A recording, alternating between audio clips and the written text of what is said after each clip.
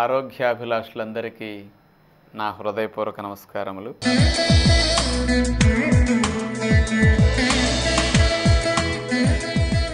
ఈరోజు మనం చాలా ముఖ్యమైన విషయాన్ని వినబోతున్నాం. ఎన్ని రోజులుగా అనేక రహస్యాలు శారీరక ఆరోగ్య సంబంధమైనవి. ఇప్పుడు చెప్పేది మీకు మానసిక సంబంధమైన విషయం. మనల్ని ఎవరన్నా తిడితే ఇదేంటండి అనొచ్చు. సరే, మీరేం చేస్తారు చెప్పండి? మిమ్మల్ని అనరా అని మాట్లాడుతున్నారు, తిడుతుంటారు. మీరేం చేస్తారు? అసలు తిట్టడం మొదలెట్టేసరికి మన లోపల రియాక్షన్ స్టార్ట్ అయ్యి ఇక వాడు 4 తిడితే మనం 8 తిడటానికి ప్రిపేర్ అవుతాం. అలా మీరు చేస్తుంటారు. అలా చేసినప్పుడు ఏమి నష్టమో, అలా చేయకుండా మనం ఎలా ఆలోచించాలో నేను ఇప్పుడు చెప్పబోతున్నాను. మన నోటమ్మట కఠినమైన మాటలు, తిట్లు, బూతులు ఇలాంటివి వస్తున్నవి అంటే మన మానసిక స్థితి మంచిగా ఉన్నప్పుడు రావు, బాగోనప్పుడు వస్తాయి. మనసు మంచిగా ఉన్నప్పుడు మంచి హార్మోన్లు ఉత్పత్తి అవుతాయి. మనసు చెడుగా ఆలోచిస్తున్నప్పుడు, కొంచెం ఆవేశంగా ప్రవర్తిస్తున్నప్పుడు విష పదార్థాలు లాంటి చెడ్డ హార్మోన్లు విడుదలవుతాయి. తిట్లు అంటే మంచి పని కాదు.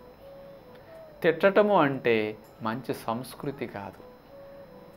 నోటముట తిట్టులు, అనరాని కఠినమైన మాటలు, బూతులు ఇలాంటి చెడ్డ వచనాలు ఎప్పుడన్నా పలుకుతున్నారు అంటే ఆ పదాలు నోటమ్మట వచ్చే వ్యక్తి యొక్క స్థితి ఏంటో అర్థమైపోతుంది. ఆ మనిషికి విలువ తగ్గిపోతుంది, ఆ మనిషికి గౌరవం తగ్గిపోతుంది, ఆ మనుషుల్ని ప్రేమించే వాళ్ళ సంఖ్య తగ్గిపోతుంది. ఎప్పుడైతే ఇలాంటివి మన నోటమ్మట రాకుండా ఉంటాయో మన గౌరవ మర్యాదలన్నీ పెరుగుతూ ఉంటాయి. మనమంటే ఇష్టపడే వారి సంఖ్య పెరుగుతుంది. మనల్ని అందరూ ప్రేమిస్తూ ఉంటారు, మనమంటే ఇష్టపడుతూ ఉంటారు. అందుకని ఇలాంటి తిట్లు మనిషిని పనికిరాని స్థితికి తీసుకెళ్ళిపోతాయి, సమాజంలో దూరం చేసేస్తాయి అందరి నుంచి.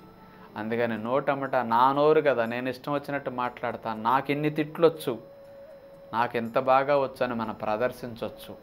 పర్యవసానం మనం ఎంతో కోల్పోతాం జీవితంలో. అందుకని తిట్టినప్పుడు మీ లోపల విష పదార్థాలు లాంటివి విడుదలవుతాయి. అందుకని మెంటల్ పొల్యూషన్ స్టార్ట్ అవుతుంది. రోజంతా మీరు డిస్టర్బ్ అవుతారు. అందుకని మనం ఎదుటి వాళ్ళని తిడుతుంటే అవతల వాళ్ళు మనకంటే చిన్నవాళ్ళు అవ్వచ్చు, మన ఎదిరించే శక్తి లేని వాళ్ళు అవ్వచ్చు. వాళ్ళు పడుతున్నారని మనం రెచ్చిపోయామంటే వాడికంటే నష్టం మనకి. అందుకని తిట్టేవాళ్ళకి నష్టం ఎక్కువ వినేవాడికంటే. అందుకని నేనేమంటున్నాను, తిట్టేవాళ్ళని తిట్టడంలో ఇంత నష్టం జరిగి మీకు బీపీ రేజ్ అవుతుంది, మీ గుండె దడదడా కొట్టుకుంటుంది, మీ గుండెకి విశ్రాంతి ఎగిరిపోతుంది, మీ బ్లడ్ చిక్కబడిపోతుంది తిట్లు తిట్టే కొద్దీ, మీ రక్తం ఉడికిపోతూ ఉంటుంది, మీ కండరాలన్నీ కుసించుకుపోతాయి, తిట్లు తిట్టేటప్పుడు బిగుసుకుపోతాయి, మీ ముఖ కవళికలన్నీ మారిపోతాయి, మనిషిని చూస్తేనే వీడు తేడాగా ఉన్నాడని తెలిసిపోతాయి. తిట్టేటప్పుడు ప్రేమగా పలకరించి మాట్లాడేటప్పుడు చూడండి ఇవన్నీ రివర్స్లో ఉంటాయి. ఆరోగ్యకరంగా ఆనందంగా సాగిపోతాయి ఈ పనులన్నీ. తిట్టేటప్పుడు ఇవన్నీ నష్టం కలిగించేటట్టుగా మారిపోతాయి. అందుకని ఎదుటి వాళ్ళు పడుతున్నారు కదా, ఎదుటి వాళ్ళు మన ఏం అంటలేదు కదా, మనం గట్టిగా మాట్లాడి తిడుతుంటే వాళ్ళు మన మాట వింటున్నారనో, వాళ్ళ లొంగ తీసుకోవటానికో ఇట్లా తిట్లు తిడుతూ ఉంటే అది ఎంతకాలం చెల్లుతుంది? చివరికి మన మాటకు గౌరవం లేకుండా, విలువ లేకుండా పట్టించుకునే రోజు వచ్చే వరకు మనం అట్లా రెచ్చిపోతూ ఉంటాం. ఇది నోటముట తిట్లు, కఠినమైన మాటలు, అనరాని బూతులు ఇట్లాంటివన్నీ మాట్లాడేటప్పుడు మనకి ఇండైరెక్ట్గా జరిగే నష్టం. సరే, అవతల వ్యక్తిని తీసుకుందాం. నన్ను ఇంత తిట్టారండి, నన్ను అంత అనరాని మాటలు అన్నాడండి, అందుకు నేను బాధపడుతున్నాను, అందుకు నేను అనాల్సి వచ్చిందని మనం అంటుంటాం కదా. అందుకని మన తిట్టినప్పుడు మనం ఎలా తీసుకోవాలి వాటిని అనే విషయం నేను మీకు చెప్తాను. ఆ మాటలు మనకు వినపడ్డాయి, వినేసరికి ఆ కఠినమైన మాటలకి మన ఆలోచన సరళిలో మార్పు వచ్చేసి మనము దాన్ని కక్షగా తీసుకుంటూ మనము అతను యాక్షన్ చేశాడు, మనం రియాక్షన్ చేస్తాం. రియాక్షన్ అంటే బంతిని ఇట్లా కొట్టారు, ఎంత ఫోర్స్గా కొట్టామో అంత ఫోర్స్గా వెనక్కి వస్తుంది. మనం ఎంత ఇట్లా అన్నామో మనం ఆలోచించుకోకపోతే మనం అంత రియాక్షన్తో అంత ఫోర్స్గా అనరాని మాటలు ఇంకా కఠినమని అతనికంటే డబుల్ అంటాం. ఇలా చేయకూడదంట నేను. అతను అడిగేది అజ్ఞానంలో అన్నాడు. మనం జ్ఞానంతో ఆలోచించుకుని ఆ అన్న మాటల్ని మనం రిసీవ్ చేసుకోకుండా దాన్ని పాజిటివ్గా ఆలోచించి మనసున్న మనిషిగా మనం ఆలోచన చేసుకుంటే మంచిది. దానికి రియాక్షన్ మనం అతనిలాగా నెగిటివ్గా ఇవ్వకూడదు. అతని మాటలు కూడా మన బాధించకుండా దాన్ని పాజిటివ్గా మనం మార్చుకోవటానికి చేసుకోవాలంటే ఎలా ఉండాలంటే, ఎప్పుడన్నా ఎవరన్నా మనకు తిడుతున్నా, అనరాని మాటలు అంటున్నా, నిజంగా మన తప్పేమీ లేకపోయినా అతను రెచ్చిపోతున్నాడు, అతను ఆవేశం అట్లాడిది, అతని గుణగణాదులు అలాంటివి, చిన్నదానికి రెచ్చిపోయి అరిచేస్తాడు, నోరు జారుతాడు. అలాంటప్పుడు మనం పట్టించుకోవక్కర్లా. అతని అజ్ఞానాన్ని పట్టించుకుంటే మనం జ్ఞానవంతులం కావు. ఆ అజ్ఞానాన్ని మనం జ్ఞానంతో తెలుసుకోవాలి. అప్పుడే అతనికి నష్టం వస్తున్నది, మనకి నష్టం రాదు. అతనికి విష పదార్థాలు విడుదలవుతున్నాయి లోపల, మనకి మంచిగా ఉపయోగపడే హార్మోన్ రిలీజ్ అవుతాయి మన జ్ఞానంతో ఆలోచిస్తే. అలాంటప్పుడు ఏం చేయాలి? మరి తిడితే బాధ కలుగుతుంది కదా అనరాని మాటలంటే అనొచ్చు. అలా తిట్టినప్పుడు ఆ మాటలు మీరు వినాలి, కానీ చెవులతోనే వినాలి, మనసుకు చేర్చుకోకూడదు. మనసుకి చేరకుండా మనం జ్ఞానంతో ఆలోచించాలి. అజ్ఞానంలో అతను తిడుతున్నాడు, అజ్ఞానంలో మాట్లాడుతున్నాడు, అజ్ఞానంలో నోరు జారుతున్నాడు, మనం చారకూడదు. అజ్ఞానపు మాటలు పట్టించుకుంటే మన ఆనందం, మన ప్రశాంతత, మన ఆరోగ్యం అన్నీ దెబ్బతింటాయి. అతనెవడు మన దెబ్బతీయటానికి అన్నట్టు మనం ఆలోచించాలి పాజిటివ్గా.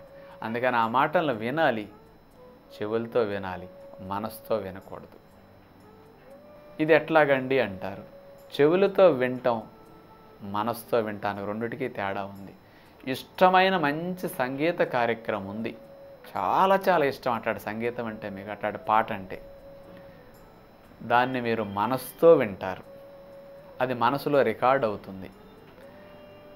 కొన్ని విషయాలు ఉంటాయి మీకు అసలు ఇష్టం లేని లోకాభిరామాణం, ఏదో మాట్లాడుకుంటున్నారు, ఏదో చెప్పుకుంటున్నారు పక్కన వాళ్ళు, మీకు ఇష్టం లేదు, కానీ ఈ మాటలు మీకు చెవులకే వినపడతాయి, మీ మనసుకు చేరవు. అందుకని ఇంటికి వెళ్ళాకో, పడుకున్నప్పుడు, ఇంకెక్కడన్నా ఖాళీ కూర్చున్నప్పుడు ఆ మాటలు మీకేం గుర్తుకు రావు. మీ చెవులతో విన్నారు, మనసుతో వినలేదు.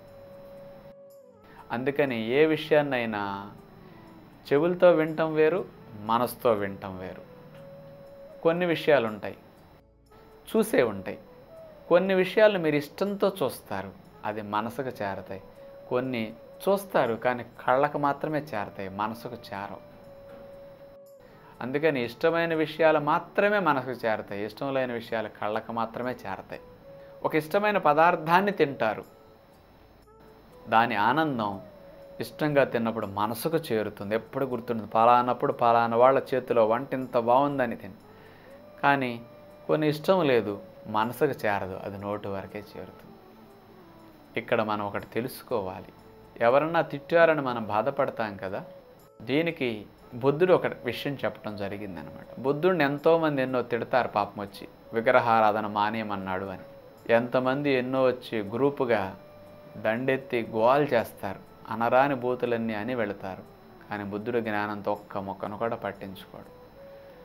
శిష్యులు వచ్చి భోంచేయకుండా ఏడుస్తుంటారు, ఈయన హాయిగా నిద్రపోతాడు. ఏంటండి ఏమి బాధించలేదా మిమ్మల్ని అంటే, వాళ్ళ అజ్ఞానంలో మాట్లాడిన మాటలు, మన జ్ఞానం ఉంటే మనం ఎందుకు పట్టించుకోవటం? ఆ మాటలు పట్టించుకుంటే మనది అజ్ఞానం అవుతుంది. వాళ్ళ వల్ల మనం బాధపడితే మనం ఏమి ఇంత సాధన చేసి పెరిగినట్టు అని, నేను వాళ్ళ మాటల్ని చెవులతోనే విన్నాను తప్ప నా మనసుతో వినలేదు అంటాడు. ఏమండి చెవులతో విని మనసుతో ఎట్లా వదిలేస్తామంటే, ఒక ఎగ్జాంపుల్ ఇక్కడ, విన్నదెప్పుడు విన్నవారికే చెందుతుంది, తిన్నదెప్పుడు తిన్నవారికే చెందుతుంది, చూసిందెప్పుడు చూసిన వానికే చెందుతుంది. అవునా కాదా? మరి అన్నదెప్పుడు ఎవరికి చెందుతుంది చెప్పండి? విన్నది విన్నవారికి, చూసింది చూసిన వారికి, తిన్నది తిన్నవారికి చెందుతుంది. అన్నదెప్పుడు అన్నవానికే చెందుతుంది. అన్ని బూతులు తిట్టినా వాళ్ళకే చెందుతుంది తప్ప బుద్ధుడికి ఏం చెందుతుందండి? అజ్ఞానంలో నోరు జారి అట్లా మాట్లాడవచ్చు. అతను నోరు పారేసుకున్నాడు, కానీ మనం పారేసుకోకూడదు. అజ్ఞానంలో అతను ప్రవర్తించిన తీరు మన మానసిక స్థితిని డిస్టర్బ్ చేస్తే మనం రోజంతా డిస్టర్బ్ అవుతాం. అందుకని మనం చెవులతో విని వదిలేయాలి. అన్నది ఎప్పుడు అన్నవానికే చెందుతుందనే జ్ఞానంతో మనం ఉండగలిగితే ఎవరెన్ని మాటలన్నా ఈ చెవులకు వినపడతాయి, ఈ చెవి నుంచి పోతాయి. అంతే. మన మనసును చేర్చుకోకూడదు, వాటిని ఆలోచించకూడదు. అదే మనకి జ్ఞానము అంటే. అలా ఎప్పుడైతే ఉండటం మనం ప్రయత్నిస్తామో మంచి హార్మోన్లు ఉత్పత్తి అవుతాయి మనలో, శరీరం స్మూత్గా నడుస్తాయి. అందుకని విని కూడా మనం అంత శాంతంగా ఓర్పుగా ఉంటే మన శాంతమే, మన ఓర్పే మనకు రక్ష. మన గౌరవ మర్యాదలు అట్లా ఉండటంలో ఎంత పెరుగుతాయో, మనమంటే ఇష్టపడేవాళ్ళు ఎంతమంది అవుతారో. నిజంగా చూడు, అన్ని మాటలన్నా నోరు తెరవకుండా ఎంత ప్రశాంతంగా ఉన్నాడు అన్నప్పుడు మన మంచితనం బయటికి నిదానంగా వస్తుంది. ఏ రోజుకైనా ఎదుటి వాళ్ళ జ్ఞానం కలుగుతుంది మనం అట్లా ఉంటే. మనం తిట్టాం 4 ఎక్కువ, ఇద్దరు ఒకటయ్యారు. అతనిలో మార్పు రాదు, మీలో మార్పు రాదు. అదే మీరు ఇట్లా పెంచుకోండి, మీలో మంచి రోజు రోజుకి ఎక్కువ అవుతూ ఉంటుంది. మీ ఆరోగ్యం, ఆనందం ఇంకా రోజు రోజుకి పెరుగుతూ ఉంటుంది. ఇది డబ్బుతో కొనలేది సంపద. అందుకని మనసు పరివర్తన చేసుకుంటే ఇంత మంచి మార్పు మనం పొందొచ్చు. అందుకనే రోజు వాళ్ళు తిట్టారు, వీళ్ళు అన్నారు, వాళ్ళు అనరాని మాటలు అన్నారు, ఇంత కఠినంగా మాట్లాడారు, ఇవన్నీ అజ్ఞానపు పనులు, అజ్ఞానపు మాటలు. లోకమంతా అలా ఉంటుంది. వాళ్ళందరూ రోజుకు 4 అంటుంటే 4 అన్నందువల్ల రోజంతా నాశనం అయిపోతుందిగా మనకి. మన జీవితాంతం ఇట్లా కుమిలిపోవాల్సిందని వాళ్ళన్న మాటలకి. అందుకని వాళ్ళెవరో నన్ను నాశనం చేయటానికి, వాళ్ళెవరో నా ఆనందాన్ని పోగొట్టడానికి అనుకుని పట్టుదలతో మనం వినాలి, వదిలేయాలి.